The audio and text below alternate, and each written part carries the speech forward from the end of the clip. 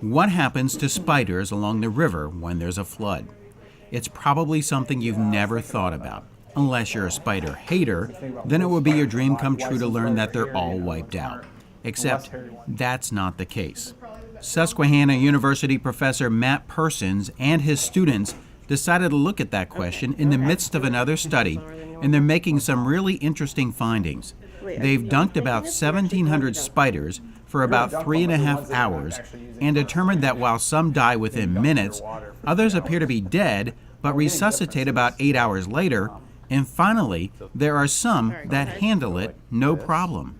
There's different ways that they do this. One is some individuals, a lot of the spiders, create what we call plastron, which is a bubble, a scuba gear. Okay. So the hairs that you find on spiders can trap the air, and they can breathe through that. They can respire for that for some period of time. And a true plastron, you can actually dissolve oxygen across that membrane indefinitely. Oh, wow. And so as long as they're fairly inactive, they can get oxygen through the water, basically, just through passive diffusion. And in other cases, it looks like they form a bubble and then they use it up over the course of some length of time, and then they're shot after that. They die. And then there's different respiratory systems that different spiders have, and that might weigh into it as well.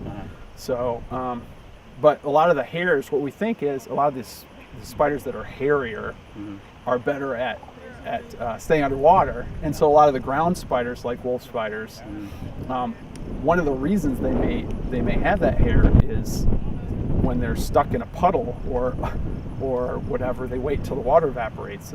Persons and his crew were also out recently in Centralia collecting spiders for a study on how mercury moves through the food chain. They're finding that bigger spiders eat smaller ones, and the mercury gets more concentrated as they cannibalize. They've also discovered that the mercury load in spiders they've collected here in Centralia is 9 times higher than normal. Floating has been around since the 50s in places like California and Colorado, but only came to the central Susquehanna Valley 3 years ago. The art of floating has 5 tanks, and each one has 10 inches of water, along with about 1,000 pounds of salt, allowing you to float on the surface. With the door to the tank closed and motion-sensitive lights that eventually leave you in the dark, it becomes a sensory deprivation experience. It works both mind and body. When you're floating in the environment with no light and no sound, it gives your brain and your mind a chance to relax. Also, body-wise, the salt in there, the magnesium is really good for you. So you're sitting in about 1,000 pounds of Epsom salt. So you're getting more than the recommended dose of magnesium. So in that way, it really helps the body get its magnesium that it needs to function.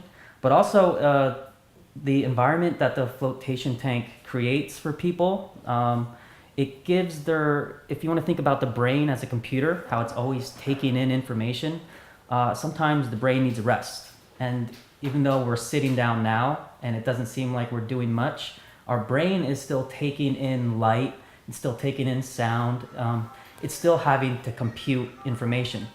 But in the sensory deprivation environment that you were in, you can see how once you're laying in the salt water for about like 30 minutes, you begin to rest and relax because your brain doesn't have to compute so much information.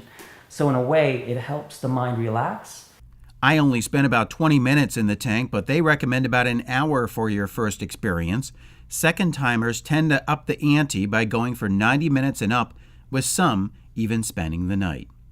You can see more on spiders and floating in our next episode of In Your Neighborhood, Wednesday night at 6:30 and 9:30, right here on SECV8, exclusively on Service Electric Cablevision. Oh, that was a perfect. This looks like he was posing. How is the spider? Is it cooperating? Do the Yeah, it's actually not doing too bad.